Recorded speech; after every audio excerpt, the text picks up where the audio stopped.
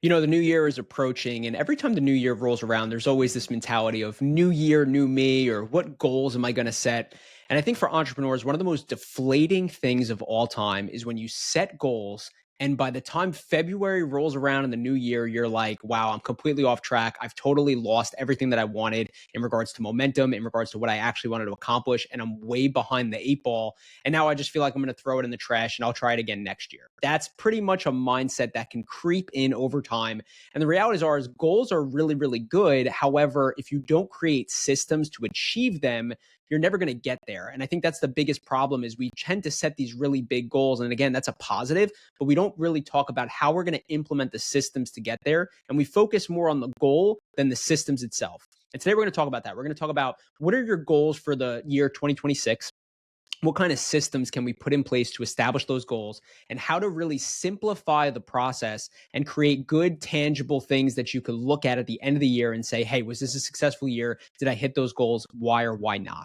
So we're going to be talking about that. We're going to talk a little bit about Exodus 90. We're going to talk a little bit about Rosary and real estate, and we're going to keep the ball moving here on the Frankie D'Astoli show. So without further ado, let's get into it. All right, guys. So before we get into today's real main topic about goal setting and how to achieve them, let's talk a little bit about Rosary and real estate. Rosary and real estate, if you're unfamiliar, is a program that I've formed. A community is probably even a better word. A community that I formed to build financially free followers of Christ. We focus on building generational wealth, but even more, we focus on building spiritual poverty. And we do this through Christ's teachings. We do this through praying the rosary. And with the generational wealth, we do it through buying real estate, right? That's why it's called Rosary and real estate. And it's a great organization. It's a great community that we're building. And in 2026, I have some really big goals for it, as we're going to be talking about goals today. But if you are interested in being a part of that community, you could go to rosaryandrealestate.com and you could join what's called the RARE community. And it's kind of ironic how the acronym is RARE, because I do find it very rare that you find people who are very much focused on becoming financially free, but even more so are willing to die to themselves and carry their cross as Jesus tells us to do. So all that to say is if you are interested in joining that community, go to rosaryandrealestate.com, hit the join the rare community button. It's a school page. It's kind of like a forums page, but we have programs on there as well. We have, monthly webinars. Sometimes they're going to start to becoming bi-weekly webinars. And the next one that's coming up is actually Monday, December 15th at 6:30 p.m. Eastern time. It is a virtual event. And if you go join the Rosary and Real Estate community, you're going to get access to that link to go into that community and to join that webinar as well. Now, in regards to some other courses that we have going on, we currently have an Advent challenge. So we are in the middle of the Advent season here, guys. It's week 2. We are on the topic of peace. And Rosary and Real Estate has a course called Ready to Die. Now, it is not a morbid course, right? We're not talking about death in the sense of, where are you going? Heaven, hell, purgatory, things along those lines. It's not necessarily too deep. It's more so a mindset during the Advent season, which is a very noisy season, is a season that's filled with, gift giving. It's filled with cookies and baked goods. It's filled with busy malls and things along those lines. In the Ready to Die challenge, we are really focusing ourselves on Christ. We are keeping ourselves centered on Christ, and we're looking into the scripture. We're looking into the gospels, and we're finding examples of hope, peace, joy, and love. And we are meditating and reflecting on those examples. And in tune to that, we're doing a little bit of fasting, nothing too crazy. We're doing some, prayers. The Litany of St. Joseph is a big one that we do on Wednesdays. We're doing the Rosary, a decade of the Rosary on Saturdays. So there's some good fluidity in there. There's some good variety for everybody. And I think you guys would very much enjoy it. So it's not too late to join. You could go, you could pop right into today's day. You don't have to start from the very beginning. Just come in, get some reflection in, get some meditation. The videos are about 5 to 10 minutes. It keeps you grounded. The second announcement that I'm going to make is Exodus 90 is on the horizon. If you're unfamiliar with Exodus 90, it is a spiritual journey that takes place for 90 days. And this year it's starting on January 5th and it ends on Easter Sunday, which is April 5th. And for 90 days, you join a Exodus community, which I will be hosting one. If you are interested in joining my community, feel free to reach out, or you could look for a community that's local to you, and you join that community through the Exodus 90 app. And it's 90 days of kind of spiritual challenges and disciplines. But for the 90 days, you journey through the book of Exodus. And usually there's a second book as well. I remember the first year that I did it, which was 2 years ago, it was Exodus, and then we did Joshua. And last year, I think it was Exodus to I'm drawing a blank. I can't remember what the second book was, but there's usually a second book. And for 90 days, you're going through scripture, you're doing meditation, but there's all these disciplines that are involved. And personally, these are my absolute favorite. Some of these disciplines are like a holy hour a day. So you're praying for an hour a day. Another is, gym 3 days a week. Another is cold showers. Another is fasting on Wednesdays and Fridays, no meat on Wednesdays and Fridays, no, sweets, nothing in your coffee, only black coffee. And again, the reason that this is there's a lot of physical ones right now. Prayer for the hour, that's a spiritual one. There's definitely some spiritual ones as well. There's a lot of physical ones, and the purpose is to get us out of our comfort zone, right? To kind of perform an exodus on ourselves, get us away from the things that hold us in bondage that maybe we don't necessarily recognize what they are and what they actually are doing to us. No TV, for instance, is one of them. And for me, like, I'm someone who usually I just have the TV on in the background. And ever since I did Exodus, now I barely have any TV on in general. And on Sundays, you're able to break a discipline in Exodus. So I'd watch it on Sundays. But for the most part, even now, not being in Exodus, we don't have TV on in the house very much. And it's awesome. It's opened me up to more reading. It's opened me up to more podcast listening. It's opened me up to being more creative, doing more things for my business. It's opened me up to being around my family more. So there's so much that comes from these spiritual practices that, yes, they're challenging. And the purpose is not to be perfect at all of them. Every single person that goes into Exits 90 has one of these disciplines that's extremely challenging for them. And it's kind of the entire 90 days that they're battling with that discipline. And that's how it should be, right? For me, like I said, TV was a challenging one. This last one for me, it was no, artificial sweeteners. I very much got into my Jocko Go fuels. I like to have those before I'd roll jujitsu. That was really challenging when I had to cut that out and kind of just stick to my black coffee. But when I did my first Exodus, I used to drink coffee with creamer. Ever since then, which was January 1st of 2023, I've been a black coffee person ever since. And now, as you guys know, I don't think you can hear it because the ice is out of the cup right now. It's melted. But if you saw it on the screen, I'm a Doppio guy now. I drink espressos pretty much, 2 to 3 times a day, and it keeps me locked in. But all that to say is Exodus 90 truly was a turning point in my spiritual journey. I can't recommend it enough. It is a men's challenge, but they do have a woman's challenge as well that you could look into also. But if you're interested in Exodus 90, feel free to reach out to me. You could DM me on Instagram. You could comment on this on YouTube, or you could email me, frankie@frankiedastoli.com. But that's kind of a few announcements that I wanted to get out there. Exodus 90, Rosary and Real Estate. And without further ado, now we are going to get into today's topic, which is really how to set clear, precise goals with sincere clarity and vision, and how to, more importantly, not get burned out as we're going into kind of the second and third month of the year. Because it very much seems, as everybody knows, when you go into a new year, and you walk into the gym on January 1st or January 2nd or January 3rd, the place is popping, right? Everybody's there. Everybody's getting a pump in. Everybody's excited. Then just wait until about February 14th rolls around, Valentine's Day, and that place is dead again, right? And there's a reason behind that. It's because most people come up with goals, but they don't come up with systems. And this is very important for us entrepreneurs to understand, right? Especially just in general, as a whole, right? There's so many things that we can talk about this, but you have to come up with systems. You can't come up with just goals. Now, goals are important. Goals are kind of like, the light at the end of the tunnel. And it's actually funny. I relate this so much to Jesus and Mary. When everybody says like, oh, like, what's the point of Mary? Like, you can go right to Jesus. 100%, you can go right to Jesus. But the way I look at Jesus is look at him standing at this end of the tunnel, and he's waiting for me. And that tunnel is my life. It's my life journey. And of course, yes, I could see him at the end of the tunnel. I could see what I'm going towards, but I don't know what's exactly in front of me. And Mary is like the flashlight that I hold in my hand. I'm holding her hand. It's like when I hold the rosary, I'm holding Mary's hand. But that flashlight allows me to see what's in front of me. She guides me to her son, Jesus Christ. I look at a very similar aspect if we're going to compare that to goals and systems, right? A goal is that light at the end of the tunnel. You want to buy your first property this year. That's a goal. You want to, get married this year. That's a goal. You want to, maybe grow in a fitness perspective. That's a goal. But what's the systems? What are you doing every single day? What's keeping you on track to get there? That's the focal point that we really need to understand here. And just keep this in mind, guys. Building a plan is very, very important, but it's not always going to be exact. And I was actually, before I even did this video here, I was putting together my schedule for the new year. And I'm putting the schedule together, and it's very detailed. It's an hourly schedule, Monday through Friday. Every single hour, I know exactly what I should be doing and why I'm doing it. But I also need to understand that it's going to be imperfect. As I'm implementing the schedule, it's not going to be exactly how I want it to be, and I'm going to have to tweak it.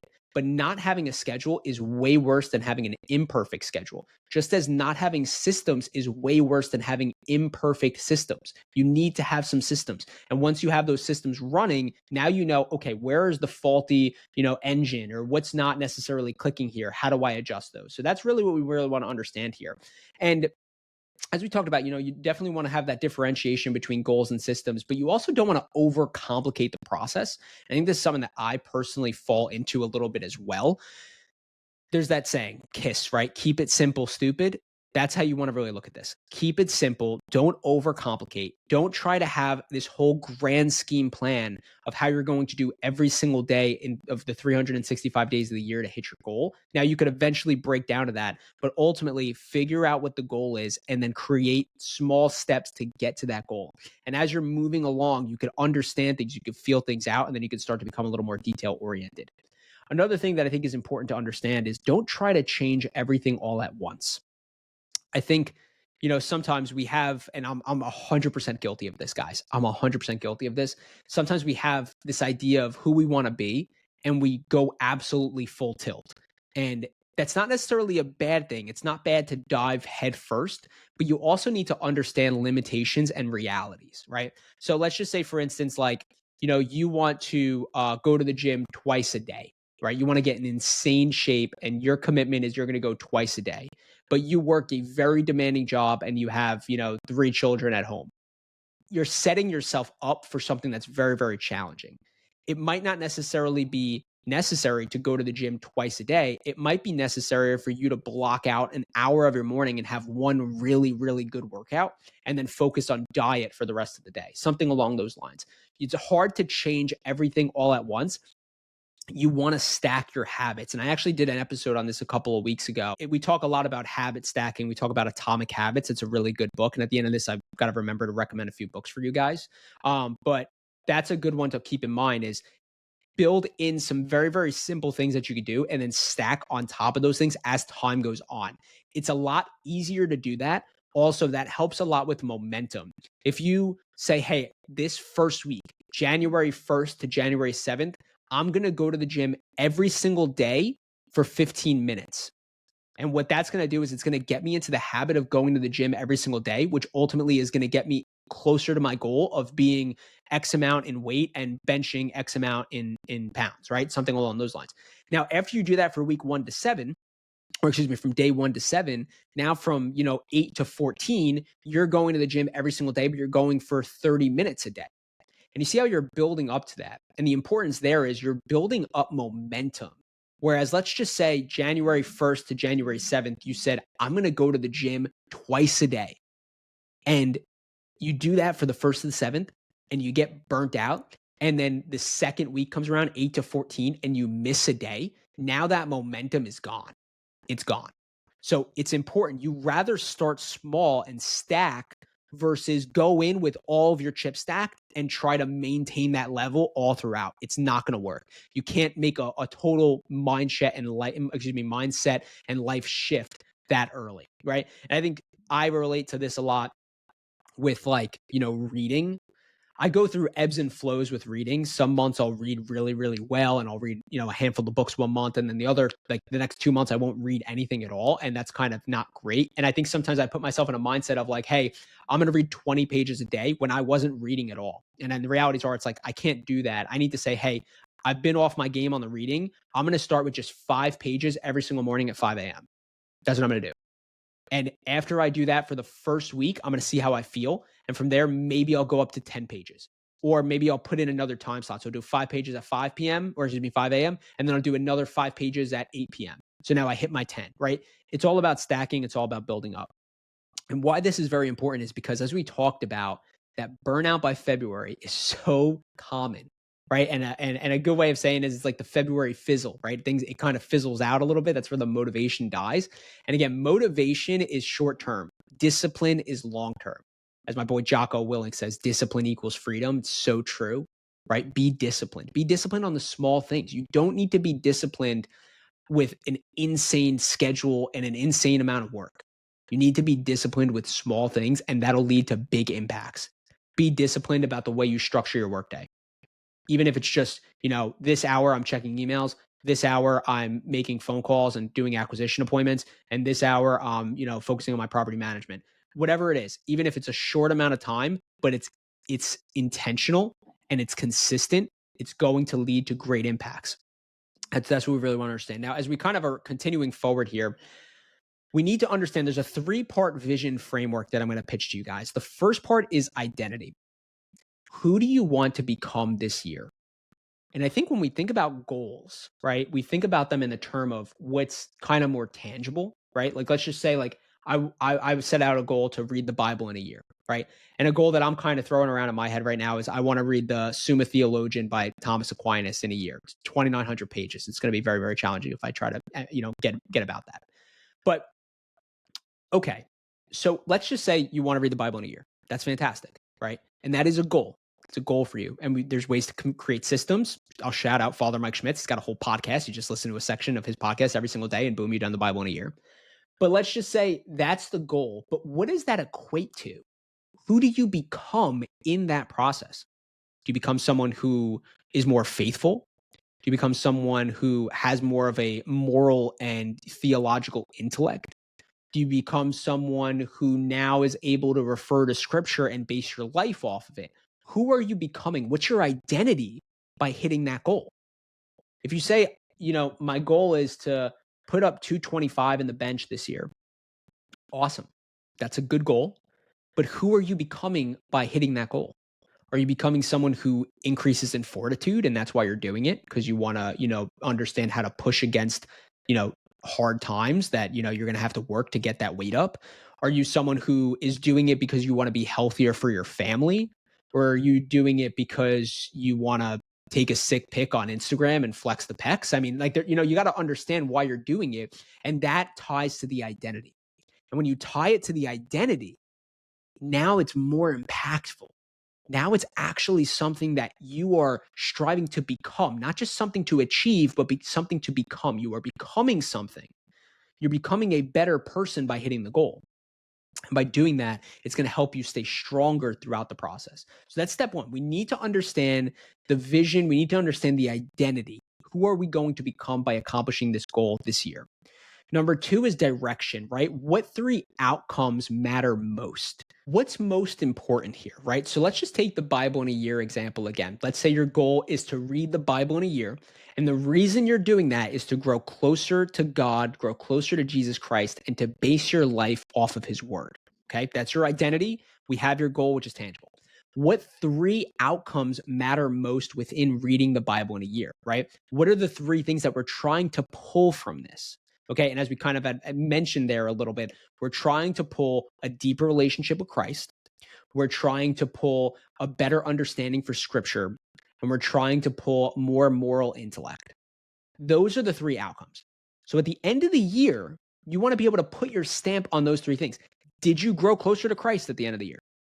Did you have a better understanding of scripture and base your life off of it? Do you have more of a moral intellect by understanding Christ's teachings? Those are 3 outcomes that you could tie. Let's do another example. Let's do a real estate related example for all my investors out there. Let's just say that your goal is to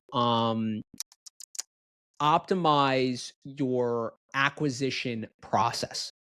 And the reason why you want to optimize your acquisition process is to take time off of your hands from making phone calls and having to run and execute appointments so that you could spend more time with your family so that you, are a better husband and father.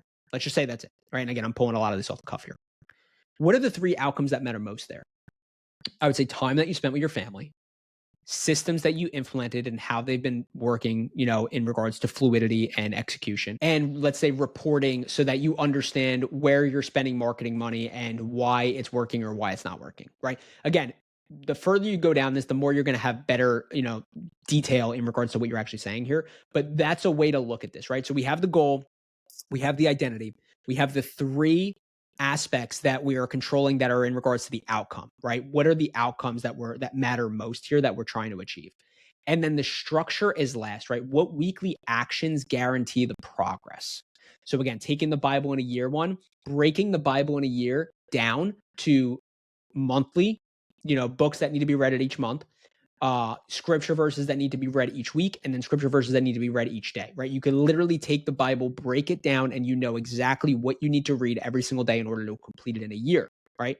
Um, let's take the fitness one, putting up 225. Well, if I'm going to go into the gym on January 1st and I'm going to test to see how much I could put right now. Let's say I could push 145. Now I know that the delta is 80 pounds. Okay, so 80 pounds, 12 months in a year. How many pounds do I need to increase every single month to hit my goal of 225? That's the way you could start breaking this down. And that is truly a really, really important part, because that's what builds the systems. And remember, this is not about just goals as much as this is about identity. I think that's even more important than the goal, is who am I becoming in the process of achieving the goal?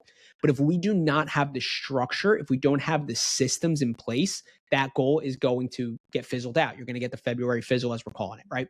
So thinking on some few examples of myself here, as I've kind of talked about with some, but like D&D equities, for instance, as my real estate portfolio, what do I want that to become this year for me? I think ultimately what D&D has done for me this past year, which has been really, really awesome, is it's allowed me to have a lot more time with my family. And that was absolutely number one, right? I think building a business is really important, but building your family takes precedent. There's no doubt about that, right? The hierarchy and the way that I, kind of talk about my three pillars in regards to faith, family, and financial freedom. There's a reason it's in that order, is because God is number one always.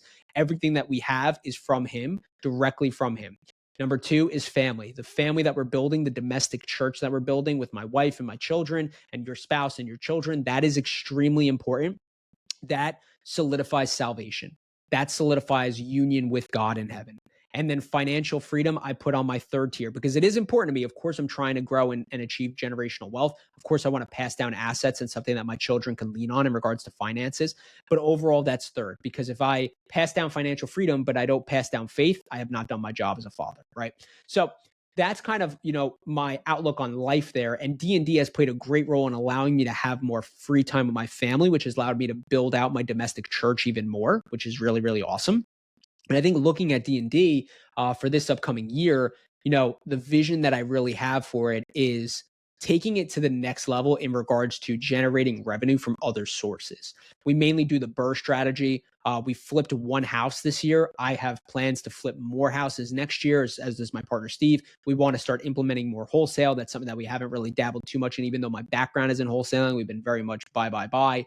And then also, potentially acquire a laundromat. Now, again, these are all goals, right? These are goals, these are visions. But what am I going to become in the process of doing that? And that is a big focal point. That's something that I personally want to even dig in a little bit deeper on and really understand a little bit more. But that's one kind of platform that I'm working on. Rosary and Real Estate has a whole different vision within itself, right? The vision of Rosary and Real Estate is to really expand its reach across the nation and even globally. I have a bunch of people on the school page that are from places like Australia, and I think there's other few people from Africa, and there's a few more from England. So we're making moves in regards to global, even though we're still a very small and mighty team here. But to have the vision to grow globally, and the reason behind that is to invoke more opportunities for people to understand Jesus, to understand Mary, to pray the rosary and be transformed by it the way that I was. And at the same time, understand financial freedom, understand that you don't need to just do exactly what your teacher said in school for your 21 years of your life that you were in class, that you can actually, take matters in your own hands and go form a business. You don't need to be an absolute genius to do that. So really pushing that and understanding that. But when I think, in regards to me, and this is something that you guys might be facing as well, is it's easy to understand that I have a lot going on, right? I have D&D equities, which I kind of just touched on a little bit, Rosary and Real Estate. I have D'Astoli's Dojo for real estate investing, a program and a course that I started in August of 2024, I think it was. And truthfully, I have barely done any marketing on it. I've had a good amount of students, and everyone has been very successful for the most part. I think every single one of my students has either done deals or has, put themselves in a position to do deals. But it's one that I just don't really push. I don't really promote it much. I barely talk about it. If you follow me on Instagram, you probably don't even know that I have this course necessarily. So I have that going on. I have 3 separate businesses. I have my family, of course. I have, other goals that I have in regards to, reading the Summa, in regards to doing, courses on theology and getting, certificates there and things along those lines. I have goals to grow my brand and my social media. So I think when you have so much going on, it's very hard to develop systems for every single thing that you're necessarily doing. And my goal and my, prescription in regards to that is really try to narrow it down to your main three, right? What are your main three for the year that you absolutely want to get done? And this is something that I'm personally still chewing on as we're here. We're, going to drop this on December 9th. So we still have a couple of weeks before the new year rolls around. So this is something that I'm still working on personally myself. And I definitely will circle back with everybody and let you know exactly what my main three is for 2026. But this is a big one to understand is what are your main three that at the end of 2026, if you could say these three things happened in my life, right? That you are happy with the outcome, that you are satisfied, that you have experienced significant change from those three, you're in a really good position. And that's what I would base it off. And again, for me, like faith, family, financial freedom, those are my three pillars. So my assumption is, again, I'm still coming out with it, that my big three are going to revolve around those three pillars, but they will be specific goals. I will have structure put in place. I will have direction in regards to what are the three outcomes that I'm looking for in regards to that goal. And ultimately, it boils down to my identity. What does that, what does that do for me as a person? Who does that make me? How do I, what exactly does it do in regards to me leveling up in my life? Lastly, guys, I'll just kind of prompt you here. I got a couple questions in regards to what I think you guys could possibly chew on over these next couple weeks. I want you to think on what are three things that could happen in 2026 that will change your life forever, truly change your life forever. And again, from being someone who is an avid real estate investor who, believes in the Catholic Church and lives by tradition, and who really gives everything he can to his family, those are my pillars. I think, those are three great areas to look into. But just using some of these as like an example, think about what your life would look like if you committed to going to church every single Sunday with your family. What would your life look like in a year from now? What would your life look like if you committed to buying your first real estate deal this upcoming year? Or if you committed to, as someone who is a real estate investor, committed to bringing on additional teammates so that you could buy back your time and spend more time with your family, right? Think on these things. Think about when it comes to vision, when it comes to goals, I want you to be big. It's not good to be small. You shouldn't have small goals. Truthfully, you shouldn't. You should have very, very big goals. Now, those goals can be broken down into smaller goals, and that's good. But you should ultimately have kind of this hierarchy of like, what am I going to be? What am I going to do? Right. And for me, with like Rosary and real estate, there is a hierarchy. I know where I want to take that. Now, is it going to get there in 2026? No, it's not. So my goal in 2026 is going to be different. Right. I understand that I want to, have a great real estate portfolio that really allows me to not have to worry about, financial stresses or anything along those lines. Am I going to be completely there by the end of 2026? No, probably not. But I know what I could do to get there. And I know a goal that I could set for 2026 that ultimately attributes to that goal. So think about it in the sense of what are three things this upcoming year in 2026 that if you did, your life would change forever and you would be better for it. Think on that question and then think about the weekly habits that you need to implement in order to achieve that goal. Again, breaking it down, identity, direction, structure. That's the three-part, process. That's the pyramid. Breaking it down to understand what the goal is, what type of person that's going to make me, what are the outcomes that I'm looking to achieve from this goal, and what am I going to do day in and day out? How am I going to build the systems to make it as simple as possible for me to achieve that goal? So I hope that this really kind of helps you guys here get some clarity going into the new year. And I tried to drop this as early as I could. I think last year I did an episode similar, but I dropped it like the day of New Year's, which at this point, if you are coming up with your goals the day of New Year's, you're way behind the eight ball already. This needs to be weeks out. You need to be prepared. You need to be preparing for the new year to come around. And again, it's not necessarily that a new year is going to make you a new you, right? You are the one that needs to do that. A new you doesn't happen overnight. You don't just wake up and say, hey, I'm going to be a totally different person. Now, you could identify slightly differently, right? For instance, if you are a real estate investor, or I should say, if you're an aspiring real estate investor, you maybe don't have any properties yet, but you go around saying you're a real estate investor, you are, in a sense, identifying yourself as one, which is ultimately going to lead you closer to your goal of eventually being one. But ultimately, really refine what your big three are. Focus on that, build the structure for that, and prepare yourself for this upcoming year. You're not going to wake up a different person. You need to put the systems in place to establish that. So I hope that you got a lot out of this episode, guys. Remember, pray the rosary, buy real estate. Don't do what makes you happy. Do what makes you holy. I hope to see you at the Rosary and Real Estate community and on the webinar. And I'll talk to you guys soon. Peace out.